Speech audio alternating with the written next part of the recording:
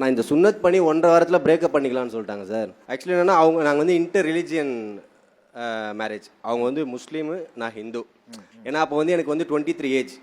அப்போ வந்து கன்வெர்ட் ஆகி தான் கல்யாணம் பண்ணணுன்ற ஒரு இக்கட்டான சூழ்நிலை வரும்போது நான் எனக்கு இந்த மதத்தில் மேலே இதுவுமே கிடையாது. சுனத் பண்ணிக்கணும் அப்படின்னு சொல்லிட்டாங்க. சரி நான் சுனத் பண்ணிக்கிறேன் அப்படின்னு சொல்லி அப்பயும் நிறைய பேர் கேட்டாங்க, 23 வயசாவது யோசிச்சுக்கோ.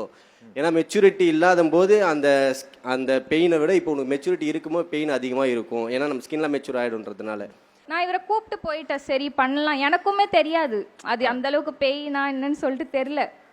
உணர்றவங்களுக்கு தானே. ஆமாமா, வெட்ட போறவனுக்கு தானே வழி தெரியும். நான் இந்த சுன்னத் பண்ணி 1.5 வாரத்தில் பிரேக்கப் பண்ணிக்கலாம்னு சொல்லிட்டாங்க சார்.